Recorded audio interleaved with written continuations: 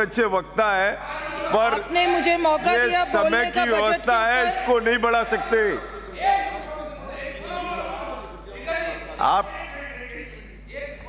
आप बोलिए, आपका समय प्रारंभ है, आपको 10 मिनट बोलना है। सभापति महोदय, मैं माननीय उप मुख्यमंत्री व वित्त मंत्री दिया कुमारी जी, जिन्होंने अपना पहला पूर्ण बजट दिया, उसके लिए बहुत बहुत बधाई देना चाहती हूँ। सभापति महोदय, सरकार जब बजट रखती है तो वो पूरे साल का एक तस्वीर होती है कि किस तरीके से सरकार राज्य के अंदर काम करेगी, क्या नीति लेकर आएगी, किस तरीके से बजट के अंदर जो काम दिए हैं उसको क्रियान्वित करेगी। हमारी पूर्ववर्ती सरकार कांग्रेस सरकार ने लगातार 5 साल तक बहुत शानदार बजट दिया और मैं समझती हूँ कि ये जो बजट इस बार दिया है भारतीय जनता पार्टी की सरकार ने, ये उन 5 साल का जो बजट था उसी बजट की रूपरेखा के ऊपर ये बजट तैयार करा है। मैं कुछ बिंदुओं पे बात करना चाहूंगी सभापति महोदय, क्योंकि हमारे बहुत से साथी बोल चुके हैं। मैं स्वास्थ्य के बारे में बात करूंगी। मैंने सुना था माननीय मुख्यमंत्री महोदय ने कहा था कि ये जो बजट है ये स्वास्थ्य को समर्पित होगा, लेकिन पिछली जो गहलोत सरकार थी उन्होंने चिरंजीवी योजना चालू करी, 25 लाख का स्वास्थ्य बीमा योजना चालू करी, 10 लाख की दुर्घटना बीमा योजना चालू करी। लेकिन जब ये बजट आया, इसमें जब स्वास्थ्य का पॉइंट आया तो कहीं पर भी उस चिरंजीवी योजना के बारे में किसी भी प्रकार की बात नहीं कही गई, उस पर वो मौन रहे। आयुष्मान भारत की बात करी, लेकिन जनता के अंदर असमंजस की स्थिति है कि उस चिरंजीवी योजना के अंदर हमारा लाभ, स्वास्थ्य लाभ हम ले सकेंगे या नहीं ले सकेंगे। कृपलानी जी, मैंने आपको बहुत ध्यान से सुना था, आप मुझे डिस्टर्ब कर रहे हो आप आपस में बोल के।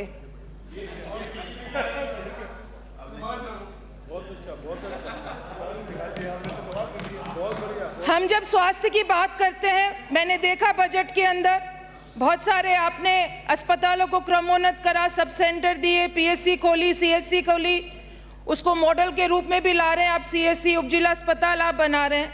लेकिन जो वर्तमान के अंदर स्वास्थ्य के अंदर ढांचा है, गाँव के अंदर हो चाहे शहरों के अंदर हो, हम लोग जब बजट लेके आए उससे पहले हमें देखना चाहिए था वहाँ पे डॉक्टर है या नहीं, वहाँ पे स्वास्थ्यकर्ता है या नहीं।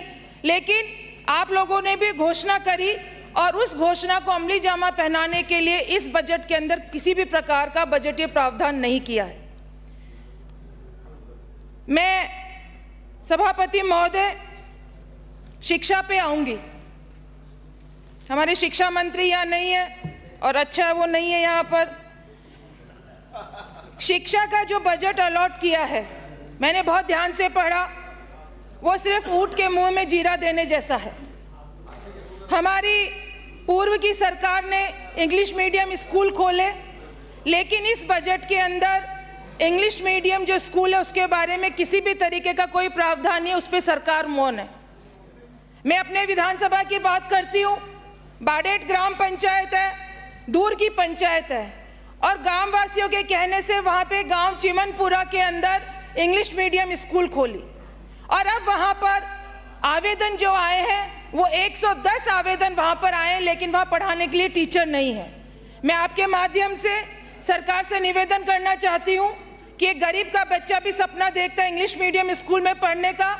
आप लोगों को इस बजट के अंदर प्रावधान करना चाहिए था, उन इंग्लिश मीडियम स्कूल को जीवित रखें, उसमें अगर स्टाफ की कमी है तो उन स्टाफ को वहाँ पर नियुक्त किया जाए ताकि गरीब का बच्चा भी इंग्लिश माध्यमिक विद्यालय में पढ़ सके।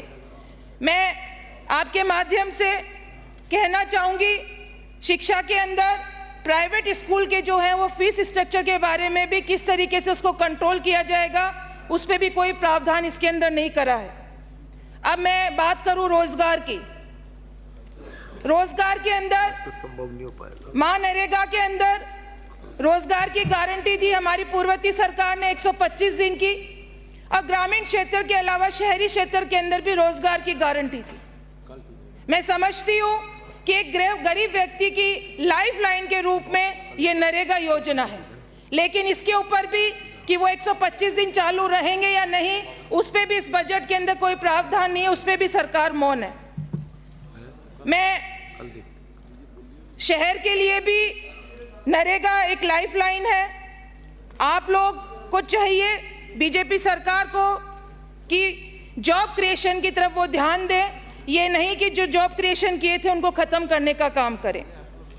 आगे मंत्री, कहा तो तय था उजाला हर घर के लिए, कहा तो तय था उजाला हर घर के लिए, कहा चिराग मयस्सर नहीं शहर के लिए।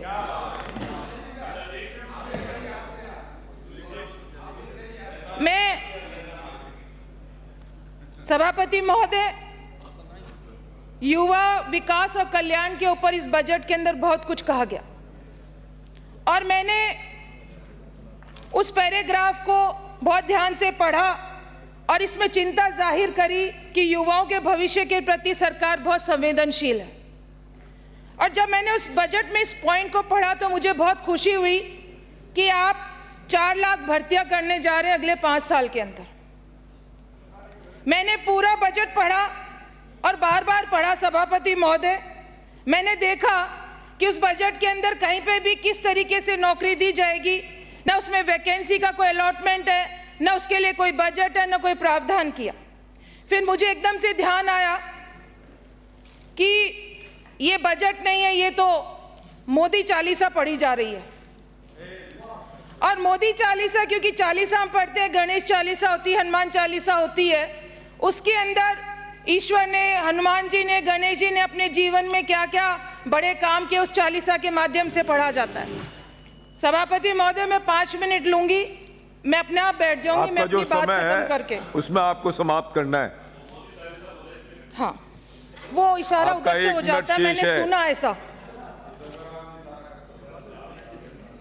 अब नौकरियां, हमारे जो नॉन बायोलॉजिकल प्रधानमंत्री हैं उन्होंने बहुत तरीके बता दिए नौकरियों के। उन्होंने कहा कि नाले की गैस से पकोड़े तलने भी एक रोजगार है, तो मैं समझती हूँ 4 लाख में वो भी होगा। उन्होंने हेलीकॉप्टर को रोड पे चलाने का काम करा, तो बहुत सारे हमारे युवा उस हेलीकॉप्टर को धक्का देने के अंदर काम करेंगे, शायद वो 4 लाख नौकरियां, वो बात आप लोगों ने करी है। सभापति महोदय, मैं सड़क के लिए बात करूंगी। जो अंतरिम बजट दिया था, 4 महीने का लेखानुदान पास किया था, हमारी वित्त मंत्री ने उसके अंदर 5 करोड़ की सड़क की घोषणा की थी। श्री जेठालाल, और मैं समझती हूँ कि ये हमारा विशेषाधिकार है, ये हमारा विशेषाधिकार है कि प्रत्येक जनप्रतिनिधि, विधायक है, उससे पूछ के सड़क दी जाती। लेकिन वो 5 करोड़ की सड़क माननीय सभापति जी के लिए किसके कहने से दी? हमें माननीय सभापति जी, सभापति महोदय, आपने मुझे 2024-25 बजट, आप विराजे, मैं अपनी बात खत्म करके मुझे तो उन्होंने पुकार इसलिए खड़ा हुआ हूँ। अंकित ने आपके कहने से न तो खड़ा होऊंगा न बैठूंगा। आप बोलिए, सभापति जी कहेंगे वो करूंगा मैं। हो तो चुका है जेठानंद जी, 10 मिनट में अपनी बात समाप्त करें।